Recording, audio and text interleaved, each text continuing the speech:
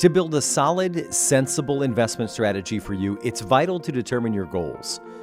As an investor, you're looking for a safe place to house your money. Witro Wealth Management is an independent certified financial planner.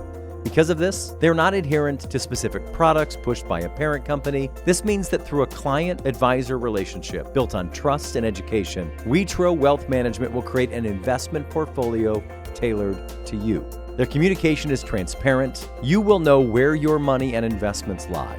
You will be able to make decisions as needed. And Witro will advise each step of the way to secure each decision soundly benefits your needs. That's what you can count on from Witro Wealth Management. Learn more at witroadvisors.com or call them 419-824-3300.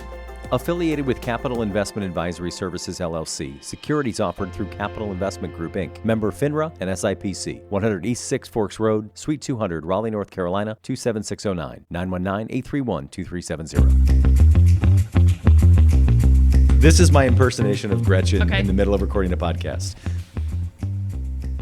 Now, if you're not seeing me right now, I'm not talking and leaning into the microphone.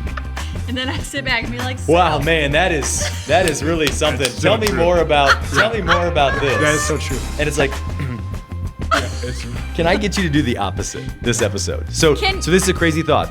When you're about to say something, say it to the microphone. That's the end. That's the end of that advice. Microphone. You understand? Yeah. Oh, man. We have so much fun here. Yeah. It's another episode of the 419. Matt Killam, Gretchen DeBacker. Welcome back. Kevin Mullen. And we're back. And our incredible sponsors, Witro Wealth Management and WorkSpring, formerly the Employers Association. We're so grateful for their support. And being able to bring stories of folks in our community that are making a difference, that I think consistently everybody I talk to is somebody who leads with their heart, and who loves Toledo and wants what's best for it. And I think that's what's been really fun, at least for me, as we enter year 2. This is episode number 3, for us to be able to highlight those stories and bring those stories, because there's so much bad news out there. It's easy to find it. To be able to find good news and be reminded of the good people. Yes. And sort of just smile. I hope Matt's not bringing on someone evil right now, because Yeah, that would be this embarrassing. is going to be a slight This could be deviation. My guess is a slight deviation from those principles. But Please we welcome do appreciate Satan. Yeah. We do definitely appreciate WorkSpring and Witro for allowing us to do it, which is great. And certainly everybody who listens, share the podcast with people. Follow us. Yep, follow us on social media. All of that helps us continue to grow this. Matt, it's my guest. your episode. Yes. Sort of a long, anticipated, from my standards, wanted this person to be on. Okay. They are very busy, as everyone else of our guests has been. They do, I think, an overwhelming amount of important work. There is something that they deliver, but relatively specific, but what the said thing they deliver does for a community has an exponential or intrinsic value to it. This is a very dear friend of mine, and a friend of both of yours. You like them very much. So I think one of the things that will be a challenge for us is not to buddy them, because they do have a story to tell, and I think it's Is important. it a man? Can I just... Oh, goddamn. It is a man. Okay. Tom Cole. It is Tom Cole. Come around, Tom. It is not Tom Cole. It's Mark. It is Marc Folk, Marc Folk. from the Arts Commission. Hey, look, Mark and I both have. So I was trying to think of things to tip off, but almost everything that I was going to say was they're going to know it's Mark immediately. Oh, yeah, we would know. So, yeah. This is on Mark, you were on my list, too. So Mark has been on Probably my not list on for a long Kevin's. time. So Yeah. both... What a rude thing to say to So Mark. no He's He's chance. on my list now. No chance. So no what I do- chance. Kevin would have wanted you to be on the show. So poor Mark, what I do to him usually is, hey, can you do my show? He's like, yeah, what is it? I'm like, it's about 2 hours. Did you do that today? No, it was, can you do it at 4:30? And I'm like, yeah, sure, no problem. He's like, how about 10 o'clock? And now it's 11. And now it's 11. Well, that's a regrettably accurate story that Mark tells. It's all good. Yeah. So did I mess up the times? Yeah. Yes, I did. But I was. I mean, you only got 19 texts about it. I was but ahead. that's fine. I was ahead. It's also the calendar invite in your phone on your Gmail. But This whatever. is an ongoing debate we have with Matt's guests. So the question I'm welcome this, and Mark, All right. as you will tell the truth. So go ahead. Okay. so typically it's about a 4-day invite That's for Matt's generous. guests. That's generous. So that means we're recording on a Monday right now. So my question is, did Matt invite you to do this I think it was a before week. or after Yep, Thursday? It was a week. Wow. Okay. Yes. Yep. So- He's Yeah. our little Growth. boy's growing up. Yeah, that's right. Well, in full transparency, not to make Mark feel uncomfortable, but I have really wanted Mark on the show. He's doing a lot of really cool stuff on a local, and not at the risk of making you very uncomfortable, a larger player on the national scene. Yeah, So he's I did worldwide. reach out a week ahead of time to find out if I could get him on, and then I just screwed up the time and the date. In his defense, Yeah. we do normally record at 4:30. Yep. But you just wanted to block out the inauguration. That's tonight, correct. Right? That's Yeah. correct. Just block it out from it happening. That's why we're all also drunk. We'll edit that out.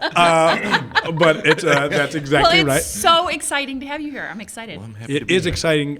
So I want to talk a little bit about your origin, right? Where you're from, how you started the path into art, and then I definitely want to talk about, for those who may or may not know, and I'm sure it's very few, what is an art commission, why it's important, what you're doing now, and largely, Mark, what you're doing on a national level to make us relevant as a little burg, but why, arguably more now than ever, what you're doing is going to increasingly need advocacy and be important. So all of those questions we'll ask you in short order. All right. But Mark, And go. That's right. Marc Folk, little guy, grew up with a basketball and a football and a pottery kit, or what? No, I grew up trying to play sports. Sure.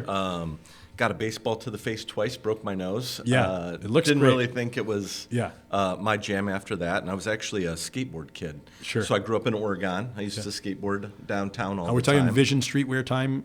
Yeah, Vision. My man, Yeah, same here. Yeah, Yep. some Powell Peralta. Yeah. Yes. Yeah. What was your board? Pure Willender. All right. Yeah. Yeah. And I have no idea what just happened. I don't either. Is that English? Yeah. Is that So, skateboard lingo? it's Is a- that what yeah, that? Okay. yeah. It's a skater and a brand. You don't owe these assholes an explanation. Yeah. Just keep going. But I do think a skateboarder is sort of continues to be your vibe. Like, Yeah. I could totally see that. Yeah, Yeah. except for I can't skateboard anymore. Right, well, 'cause sure. I might fall down. Well, you have the brittle Yeah. bones now. So. Yeah, and that's the show. Go drink some milk. Yeah. Thank you. Mark, thanks for coming in. Hey, Yeah, it's my we'll help pleasure. you down Great the to see you stairs. all. Lovely scarf. Yeah. Thank you. This You too. episode brought to you by the Area Office on Aging. That's right. That's right. I was a class clown, very much like you, I would assume. And Okay. I took one art class, and all of a sudden the time went by in like 3 minutes. Yeah. And then I was back there in study hall, and I couldn't get in. Who was the teacher? Did that make any difference, or was the activity? I'll remember his name in a moment. It was more the activity, and we were blocked out. There were state funding cuts. Yeah. They eliminated arts education from high schools. So when I went back in, all the seniors took it because it was the easy course, right? Yeah. And so I couldn't get in, and then once I did, everything changed, Yeah. and I just knew what direction I needed to go in, but I didn't have any idea where it would lead me. Sure. And I started going to Dad and mom were like, "This makes sense. They're art people." Mom was. Dad was like, "How are you going to feed your family?" Right. All those kind of questions. And what type of art were you?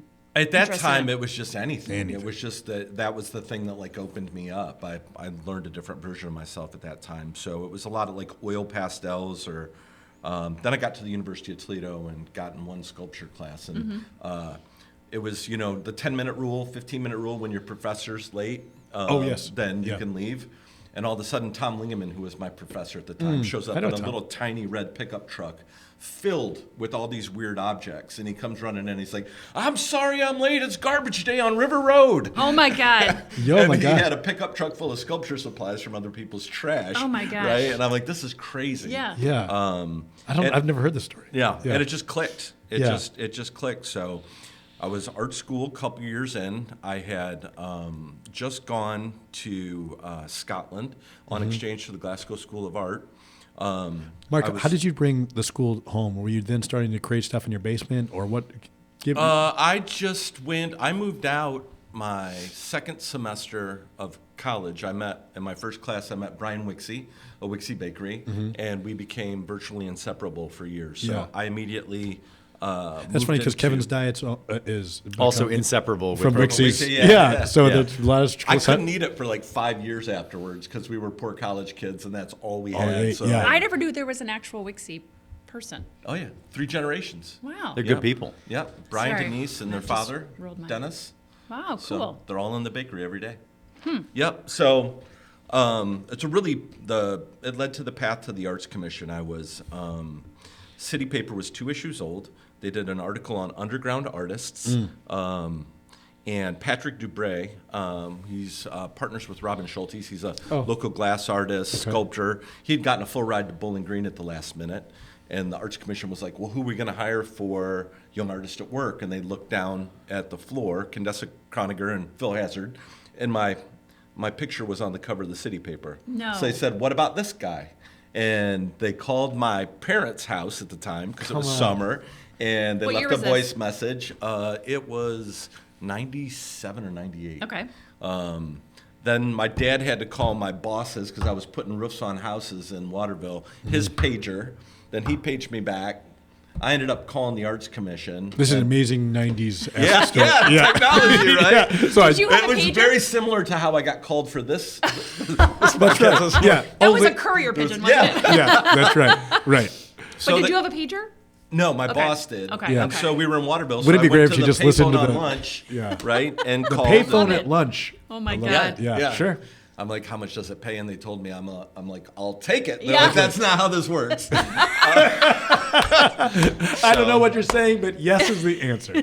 And that's where it started. I mean, that changed my life. I was to be around. I was probably 23, 24 at the time, and to be around young people, 14 to 18-year-old, making minimum wage, making art 6 weeks in the summer, and watch them change, Yeah. and have this relationship where you're not a parent, a preacher, a pastor, or a teacher Coach. or somebody, in a dominance position, but you can feed people and watch Sure. them grow, and you grow Mark, at the what was same the time. role? What the title of it was? What was this job? It was Young Artists at Work, and I was the sculpture instructor, which is a great fake it till you make it. Sure. I was a wood carver, and they called me and asked if I could teach stone carving, Yeah. and I never carved You're a like, piece yeah, of stone in my totally life. I'm can. like, absolutely, yeah. Can I So- ever? So Back let's to- keep on the dating. I Right. went to the library and got a couple videos. Yeah, sure. Yeah, I looked at the I looked at the microfiche. microfiche. I'll Yeah, bet you right, to right. it. So you, And your dad did woodwork, though. He did, Yeah. yeah. And there's this beautiful story. He was doing like furniture and country crafts, but as I kept going on my journey, he went further into his. Yeah. Ended up taking a ton of wood carving classes. Ultimately, he became a national award-winning wood carver before he passed away. wow. I knew that he was. So- I didn't know he was. That's Yeah. So back in and that was a- '97-ish with Young Artists at Work, did the Arts Commission pay the students at that time? Yeah, Okay. they always had. Yeah, that was a crazy time where the parking garages in Promenade Park right now, there used to be sand tennis courts there. Shut up. So we used to take tents out, and we would set up there, and we would work outside all summer regardless of the weather. Oh my gosh. We'd have a dozen shovels in case it was raining, so you could dig trenches around the tents so you didn't get washed away. And it was an incredible experience. There were over 100 young people in the program. I ended up doing that for 2 years, and they came back and asked me to run the program. And I ran it 1 year, and then after that, they had burnt through. I was the 7th public art coordinator in 4 years. In the background of working for a contractor and being an artist, I was able to put those two skills together, and I became the public art coordinator for the Arts Commission. And you're 27 at that time. Is that? I was probably 29 at that time. Okay. I had been traveling back and forth. I would do commissions here, work for y'all in the summer, save up my money working as a carpenter, and then I would go live in Scotland for 4 or 5 months at a time, just working as an artist in residence. Classic story. Yeah. It's totally relatable. It's almost boring. Is there, I think about Marc Folk on a roof installing, a roof in Waterville. Yeah. Is there a Shirtless, moment in with a there? little sweat That's on what your I'm, brow. yeah. Yeah. Me too, bro. It's like volleyball with Tom Cruise. Yeah. Is there a moment there? I can't handle you, Matt. Yeah.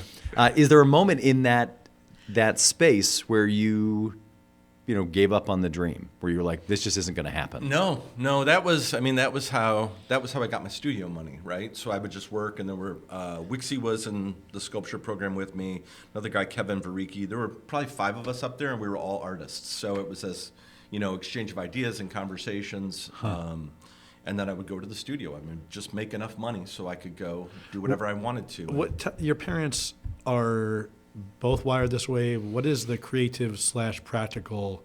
You are a marriage of two things that are not always found together. Not to generalize artists. Hard work was the connection. Yeah. My mom is from a very small town in northwest of Des Moines by an hour called Bayard, Iowa. Okay. And my father grew up in Birmingham Terrace. His father was killed in World War II before he was born. So he kind of had to bully himself up. Yeah. Self-made guy, worked incredibly hard, got laid off from Chrysler, went and got an engineering degree. Always found the way to make the next thing happen. Right. They are both very creative people, but didn't allow themselves to participate in that till their 30s, early 40s. Okay. And then they because they had to make life make sense first, then to allow themselves for I this. can't imagine, that era of people getting married at 18, 19 Right, year yeah, old, not Yeah, really sure. knowing who you are, Yeah. having a family, all Yeah. those things, all life's pressures. So I'm really proud that they I were can tell you, able to- Was your mom an artist as well? yeah, she still paints. She's actually the one that got my dad into wood carving. Huh. Yeah. She's incredibly talented. Do you It's hard to keep do you saying- criticize, or did you formally criticize their work and say, this is kind of shitty? No, I Do always you give them feed notes? it. Yeah, always feed it. Yeah. It's not about, for me, the artwork is the artwork's a document. It's the process that happens internally in the human condition, right? When you're making something, you open up, you learn, you expand. Mm-hmm. This is a document, and you can't make the next thing until you make the thing you're working on right now. Yeah. But that's what I see over and over, and I think that's what part of the magic of the Arts Commission is. Sure. Murals are great, and they're beautiful, and they're there for the community to see, but when there's real community engagement and Yeah. conversation about that, and the linkages that happen between people and place, that's where it all changes. And when I was going back and forth to Scotland, and I'd always been told, I was going to be a starving artist, I wasn't going to be able to feed a kid, Right. all those things, and to find a pathway to a job in the community that I grew up in an agency that would allow me to have an impact and grow within it, it just felt like I found a unicorn. Yeah. And it was against what everyone had told me the outcome was going to be. Sure. And that's kind of true for your story in general, right? I do remember we were somewhere, you and I, and somebody mentioned that 20 odd years ago they said, "See how long you make it." Right. Oh yeah. That was Bob LaBelle when I started at the Arts Commission. Oh, good old Bob. He's a real said- charmer. He said, "Don't write your name in anything but pencil. You're the 7th person we've had in this job recently." Yeah. He's really known for his optimism. Yeah. I heard that in real time. Yeah. And I think that at that time you were at 15 years in when he said that. Yeah. So, Mark, but I don't want to blow past to the layperson. If you give sort of the technical definition of an art commission, but also to you what an art commission is or does or aspires to do, do you mind? Sure. I mean, we're a local arts agency, so we exist as a 501c3 nonprofit organization. Depending on the scale of your city, if we were in a larger city like Chicago, we would be a Department of Cultural Affairs and be part of the government. Right? Okay. So we do, basically, we work to inspire a vibrant Toledo. Okay. We do that through caring for the entire arts ecosystem as much as we can through policy. You mentioned external to Toledo, state and federal policy, arts funding. I mentioned I started that arts education was cut. When I came in, we watch those things and then organize advocacy campaigns. We run the city's public art collection. Yep. We provide grants to artists. And we do all of it, things like Art Loop, Artomatic, Momentum, to bring people together and build a sense of social cohesion and a common cultural identity in our community. And I'm not sure many residents realize about the Art in Public Places program was gonna ask. specifically. Yeah. I mean, the Arts Commission gets 1% for the arts to care for that collection. It's a multi-million-dollar collection. That's right. Of Yeah. public art sculptures that are littered around the city. Littered. Well, placed Yeah. around the city. Yeah. Well, we edit most of her things out. Yeah. And this is the agency or the organization that's responsible for taking care of those. That's right. Updating them and We're recording today on the Sandpiper, so I'm sorry if you. The seagulls are noisy. they out here just attacking. but there's also a tour that people can take, right? Isn't Yeah, there a yeah. publication where you can go around and look at all of those? That's right. We have a field guide that breaks the collection into 7 tours. We also have digital tours on our website for the artwork downtown. The 1% for Art program was groundbreaking. It was led by Susan Reams and founded in 1977.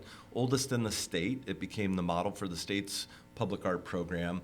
And it's one of the oldest in the country, and we're asked for input and guidance on how to help other folk do that all the time. So, How many pieces of public art do you steward? Oh, I think we're at we're over 50 at this Yeah. point. You know, Yep, it's amazing. And we've done some smaller pieces, artist designed bike racks, signal boxes as a way to provide an access point for local artists Yeah. to get in, because there's probably, I don't know, a dozen people in a 50-mile radius that can pull off a $100,000 contract. Sure. Right. So we're always working to build our local artist business skills up so they can have a crack at those. And like I said before, you can't get, the next commission until you get the one right now. And Yeah. so we help Yeah, people yeah. build on that path as well. How much of your work is spent, or kind of where do you draw the line between, highlighting artists now and building the next generation of artists? I think it's both, and I'm thinking about that more and more all the time. As we closed out 2024, we went back and looked across all of our programs, and we invested $843,000 in 647 artists. Wow. So that's everything from that 14-year-old who's coming into Young Artist at Work for the very first paid experience working in the arts, to a nationally known sculptor who's hiring our local workforce to help them complete the project. What do you think of the health of the current health of the arts or the cultural ecosystem in Toledo is right now? I know that and I'd like to talk pre-COVID and post, because there were a lot of efforts that you specifically, but the Arts Commission in general, made for getting funding for the arts during COVID. Yep. They were the first to shut down, the last to reopen in many instances. Yeah. So now we're in 2025, how are people doing? How are organizations, theaters, individual artists doing? Yeah, so if we look at the overall ecosystem in Toledo, there's about 55, or somewhere between 50 and 55 organizations, and those last 5 are quasi-nonprofit, never formally filed for it, but they're out here doing the work in the community. We funded 44 of them through the joint funding of the city and the county for the Rescue Plan Act. Thank you for your help on that when you were with the city. The big organizations are fine right now. They usually weather all of that okay. Big being an organization with a budget over $2 million. There are 9 of those in our community, 6 between $200,000 or $300,000 and $2 million, and then the rest of them over 30, around 30, under that $300,000 amount. And those are the ones that are having the biggest challenges. Audiences coming back. A lot of organizations that are smaller in scale run on volunteer talent. A lot of those volunteers are people who have free time, who maybe post their career and a little bit older, but that also means they're more vulnerable health-wise. So they have a little trepidation about coming out and serving in those organizations. So we're holding the ecosystem together. We have some plans to get everybody together. There's a new economic impact study coming out from the state, really showing that the arts are just in direct impact, over $1.6 billion of economic activity in Northwest Ohio, specifically the Toledo area. And we want to get everyone together and look at the next strategic plan for arts and culture for the city. But isn't there data? I'm sorry, Matt, Gretchen's isn't there going data to take the rest of the show. to suggest that when a city or community's cultural offerings Yep. are at their best or presenting, I don't remember. You'll remember what I'm talking about. But it's, if I'm coming into town to see the Mud Hens, Yeah. but then there's the art museum. That's right. Or there's a play to see, whatever, then it causes an increase it causes people to make decisions about maybe staying overnight. Yeah, totally. And then going to see the show the next day after they see the game or whatever. And Yeah. I've got a question to add on to this. Go ahead. People who travel, the data shows that people who travel, cultural tourists, some that go to a community to visit an art experience, spend 2.5 times as much more money when they're in that community. So they come, they want to go to the restaurant, they'll go to a gallery, they'll go to the museum, see a performance. All of that has, they go out to eat, have drinks, all of those things directly impact our community. And I think that's one of the things that makes Toledo so great. I mean, we box above our weight over and over in arts and culture. Matt was giving a nod. I just became the co-chair of the Urban Arts Coalition, my counterparts in the top 100 cities across the United States. Because of what Toledo has going on. I'm on the board of Americans for the Arts, where I'm serving as a vice chair, because the work we're doing as a local arts agency is on the front end of what's happening around the United States. So we hosted, it was now in late May of 2023, about 30 arts leaders from around the United States. And they came here and they were like, what in the HE double hockey sticks is happening in this community? Like, right? And it's I think one of the things that make it really special here and why it works is because we're in an era where all of our leaders are working together, and our organizations are working together. Market Hall just opened and you hosted all of us. Will was just a year or two into Toll House and everybody went into that space. The museum opened their doors. It was the Old West End Festival that weekend, and the director of the Office of Cultural Affairs for Chicago. When they were here, When they were here, yep, and she was like, Erin Amazing. Harkey, she was like, where are all these people? Because it Yeah. was the most racially integrated Sure. festival that she had ever witnessed, right? So we get used to these things here, but when they're seen from outside, they're recognized for being truly exceptional. Well, I don't know exactly how to articulate this question, but everyone is familiar with the concept of brain drain. The two are not separated, but the brain drain, there's a creativity drain as well, from losing kids whose families would support art as their parents look for jobs in anywhere else USA. What is the comparative conversation about creativity drain? How are they interrelated? What does the Art Commission do, or what's the rolling commentary for? We need to keep the creatives here. I mean, that number of the 647 artists we provided paid opportunities to is directly how we're trying to Absolutely. do it. It's a really fascinating thing to think about because in many ways artists are a form of migrant workers, right? They have to, in order to That's really interesting. provide a strong income for your household, you have to have markets in multiple cities, right? You can live in Detroit and you're still trying to get commissions in Chicago, Yeah. New York, anywhere else. Right. So to get that into the mindset, Yes. that It's affordable to live here, to have it be your base, and Right. you could service the entire United States. That's right. Yeah, That's interesting. right, yeah. Okay. I mean, I've got a 18-year-old who just finished his first semester of college, and he was accepted to both Bowling Green and Nashville, Yeah. which is, well known as an artist city, a music city. He's a musician. He wanted to stay here, Yeah. because he understands the great dad. lifestyle. He's got a great dad. That's true. And who is that? We don't know. I haven't met him. I got a letter from There's the going to be court reveal. the There's other- going to be reveal at the end of the show. Yeah, He's on the other that's side. right. Yeah, come over, Marc Holden's Folk, dad. you are not the father. Yeah, But I mean, it's so I'm seeing it. He's in proximity to what I do every day, right? Certainly. But I think I worry about that a lot. What are the next steps for creative people in That's our right. community, and how do we help connect to more paid gigs, and how do we build sufficiency? And as artists scale up, we brought in an artist from Cleveland to help just talk and think through this, Jordan Wong, and his lead-in statement is, in order to be a professional artist, you first have to be a professional. Right. Yeah. So how do we help build those skills for folks? And this is going to be maybe a difficult question to answer, but I've always admired, or at least recognized, the challenge of just that. And this I don't mean this to be a negative generalization, but I asked about your practicality to life for a reason.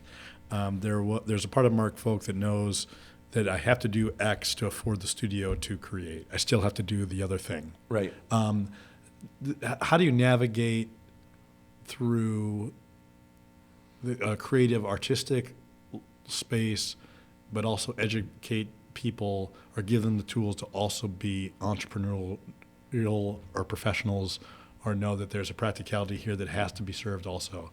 We have to get money from X to pay for what we want to do, so this is a means to an end. Yeah. How do you become the top of the mast as Marc Folk, and whether those or have that sort of, they're not necessarily contradicting one another, but they don't live always comfortably in the same bucket? Yeah, I think it's about capacity, Okay. right? So like, and in a specific example would be for Uptown Green. Okay. There are those columns over in Uptown Green that were supposed to be a shade canopy at one point, and that failed. We have local artists who can't get the next public art contract because then they haven't executed a contract. So we did a call for proposals. Mercedes Culp was selected. She's more of a fashion designer, Yeah. graphic designer, visual artist. And we selected her, but then partnered with engineers and fabricators and our staff to walk her through step by step every bit of that process through completion of the project, which will happen this year. Cool. And so we're building knowledge and relationships along the way. Sure. It is, I mean, there are some ways to go at it whole cloth, but very often every artist, Is that pun intended? no. Okay. Yeah. Whole cloth is actually what Gretchen is wearing today. Yeah. Not that funny, Mark. It kind of is. Why- both of you, I don't understand. I said like 5 things about this. It's That chilly in idiot here. says one thing, and it's not chill. Yeah. Come on, that was good. Yeah, it was good, apparently. It was yeah. good. In other cases, Congratulations. case by case. Yeah. Sock by sock, scarf by scarf, Yeah. sweater That's by like my sweater. love life. Did you say so? Well, and Yeah. I think it's, and 'Cause maybe it's not- this is, I get it. adding on to Matt's question, but it's, the Arts Commission really is a sort of dreamers organization, right? Is that it's this aspirational thing for the community to say, let's pull folks around here and do this thing that, when you're a kid or maybe as a parent and you're thinking like practical, this is the practical route. Yeah. Art isn't it, right? Is not the stereotypical practical route. And so you're the impractical organization, but there has to be, to your conversation about Practical I kinda like that. Yeah, I'm that- kind of offended. Yeah. So I mean, here's a Support being case. practical. In that example, right? We do the congressional high school art competition for Congresswoman Capter. It's morphed a little bit now. For a long time, we would have Libby come in to the exhibition. Their designers would look at the artwork that the kids made. They would pick a piece or two and then invite those young kids into the factory where they would take their portions of their image, translate them into visual design, and then do a limited run on glassware. So mom, dad, the teachers could see this thing that you think your kid's just drawing on. Here's the connection to market. Here's a connection to daily use, income, if you want to go there, if that's what art means to you. There's a power in, like I think I started saying when when I go to be being creative. I can unlock all the things my professional world that I can't necessarily think through when I'm, doing woodworking or painting or it unlocks itself in a way. It's that sense of flow it's an important health component It of our is. lives. That's well said. I just saw this. I don't know if you've seen this movie, Sing Sing. Have you seen this? I've not. I just saw it yesterday, and it's what you're saying is a big part of the message. But basically, it's a movie about Are you saying sing? Sing Sing, people in prison at Sing Sing Okay. in New York. That's not sing. And they're there doing these long-term prison sentences, but one of the men there started a theater camp. It's not a camp, but a theater group for men in the prison. And so part of the whole story is that they all sort of talk about their individual stories and about the one guy played violin. It's not practical. You have to go do this other thing. And then he Right. can talk about the fact that he then had no outlet. Other guy was in plays. Yeah. That's for homosexual boys. You don't, it's all of these things about these young kids that had this desire, that had this feeling that they wanted to create, to emote, to share, what they could do, and they were told they was stamped out can't of or them. they shouldn't, Right. or it's bad. Right. And I'm not saying that directly means that you're going to prison if you're another not program. sharing, but it was just Also it was funded such by the a Art Commission. compelling connection to. It was a very good movie, first of all, but Yeah. it was such a No. compelling connection to creativity as an outlet Yeah. to what you were just saying. Yeah, we've got we work with various artists in the Lucas County Juvenile Court, and if the youth go through, they're on probation. If they go through with the art course, then that's noted as completing Yeah. their probation, because Sure. you're giving a healthy outlet and an access point for some of that stuff to come out, Or that's what you want to do and nothing else feels natural to you, how uncomfortable you have to sit through school. Yeah. And there are many people that can relate to this Totally. feeling, but like, I don't give a shit about any of this stuff. So Well, my I had a choice is- professor, Bernard Bopp. Great name. If you don't know his story, you should look him up. He's worked during the Apollo mission, has space telescopes in South America named after him. I didn't know I was a visual learner until I took his class. I could look at a book and figure it out, but the way he taught through visual example Right. changed everything for me Huh. as far as my Was it college? education. Yeah. Yeah? Yep. He was at the University of Toledo. He lives out in Interesting. Portland, Oregon now, and comes back every once in a while. Still supports the arts community locally. He's got some family here. Mark, at risk of putting you on the spot, Yeah. The largest challenge ahead for our art commission or the cultural being of Northwest Ohio, the city, what keeps you awake at night? What's the thing that makes you worry when you're in the shower or driving? You. Okay. Yeah. It's been a good show. Thanks for. Same with us. Oh, shit. I'm so excited there. Yeah. Mark just said he thinks of about shower. Matt Killam in the shower, and There's Matt. a long line there. Matt's like, we're not talking about that in public. Yeah. That wasn't my right hand to now- knock that cup over. Right now, I'm worried about the COVID cliff. Yeah. The ending of those resources being available and the pressure it's going to put on the overall community. I don't necessarily just think about the arts and culture community. I think we're all Of course you connected. don't. Yeah, no, I But what I know about Toledo, whether it was the housing crisis or whether it was COVID, whenever we face a crisis together in Toledo, the arts actually seem to grow. Yeah. Right? It's the place, to your point about the story from the youth prison, when people face challenges or COVID, right? The first thing everybody did was go to Netflix, right? That's made by artists. So Yeah. this Those are producers, right? Yeah. So do you Yeah, thanks, feel like Gretchen. people are, don't you hate him? no, but Don't you? kind Do of. you just think feel it's like annoying when people she has are to explain. are addressing that cliff that's coming I our think way? so, but I have to always try to think ahead to make sure that Yeah. everything's going to be okay. And also connect the dots. And connect the dots. Yeah, you are good. Excellent. At Can you talk a little bit Sorry, about, Kevin. and I would talk about the Arts Commission, obviously, but I know that you and Matt have another connection, and that's through the Tackle Group, the Toledo Yeah. Area Cultural Leaders. Yep. So when you talk about communication and coordination, is that group still Yeah. working, operating? Yeah, we just met last week. The Toledo Area Cultural Leaders is an alliance of mid and large size nonprofit organizations.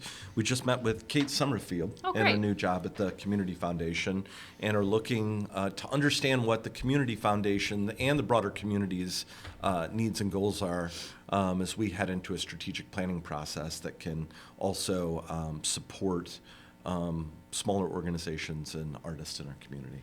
So what do you do for fun? I know you're also a fabulous DJ. Yeah. I think that's I get frustrated when I go into the visual arts studio because I don't have enough time Yeah. to be there. And it's, 1 6-hour day is like 8 2-hour days, because you get in the flow. So I DJ.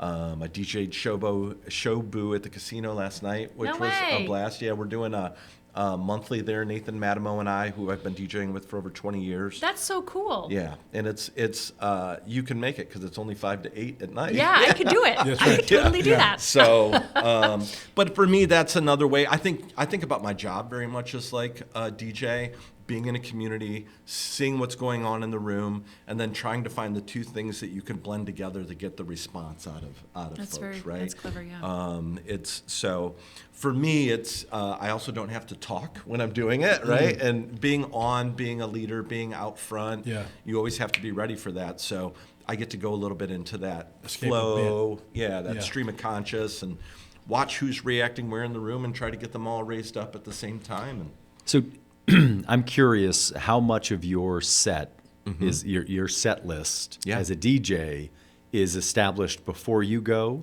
or how Interesting. much of that is really reading the room and saying, "Oh, now we're going this Yeah, way." but you see, it's like a bunch of nerds. I mean, you go to Do you see. like- Imagine this room. I go see a band, and the set list is pretty well established for Yeah. that show, Yeah. right? And if I go see them in 8 different cities, it's pretty much the same in every city. right.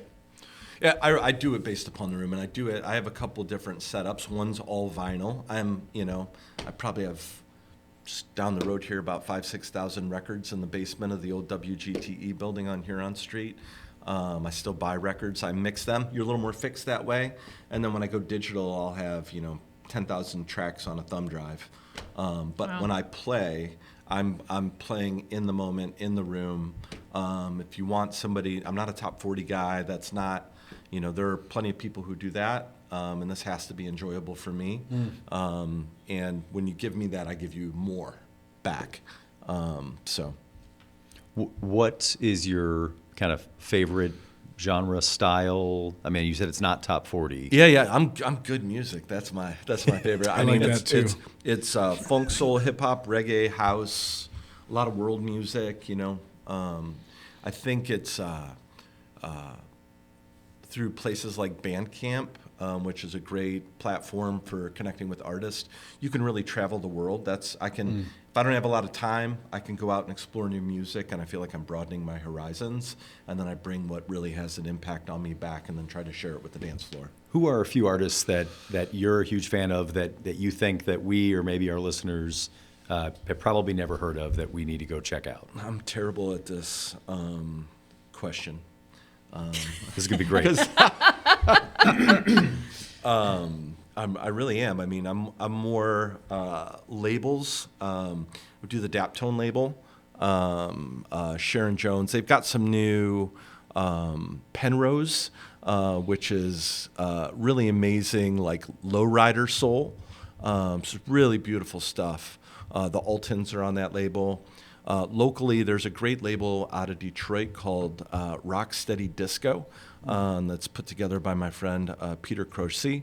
They do a great event once a week up at Motor City Wine in Detroit if you're up there. That's a fun event, yeah. It's really amazing stuff. Peter's come down and DJ'd with us here a few times. I probably played 60, 70 songs last night, all from different artists going through. So Wow. I could ramble on, but I won't. Well, What a relief. yeah. I'll be the only one here adhering to that. That's right. I was going to say, it's kind of why you're here. Yeah, that's a fair point. All right, as we close up, Marc Folk, a dear friend of mine, I love you. Love you too. I love you for who you are, and without bias, I also know what you do to the community. I think I knew you with your deliverable first, candidly, and fell in love with you short after. So thanks for your time, man. Thanks for coming on. Thanks for stewarding a great team. If you don't mind, in our closing moments here, talking about that team, because you remind me every day that you're not a one-man show, and we are better based on the individuals that work underneath you. So in no order, can you just list off that crew? And not underneath with, right? For fuck's sake. All right. I'm sorry. I'm just trying edit to them out. I'm just trying to tee up. Yeah. I get to work with the best people in the community. Jennifer Jarrett, first and foremost. Nathan Madamo. Emily Finkel, Natalie Gray, Lindsay Akins. On and on. I mean, I won't go through all of them. Can't, yeah. Amazing group of people who show up every day to give their heart to this community to make it a better place. And I'm incredibly proud to work with all of them. And you say that to me more often than not, so I wanted to certainly give you that opportunity. Marc, thanks so much, man. Thanks for making our place better, and thanks for really embodying what this show's about. Yeah. Yay! Thanks to Marc Folk for being our guest, and thanks to you for listening. Thanks to our sponsors, Wetro Wealth Management and WorkSpring, for their continued support of the 419. We'll see you back in a couple of weeks with our next episode. For Matt It'll Killam. be a better one. We'll do the best we can. For Matt Killam and Gretchen DeBacker, I'm Kevin Mullen.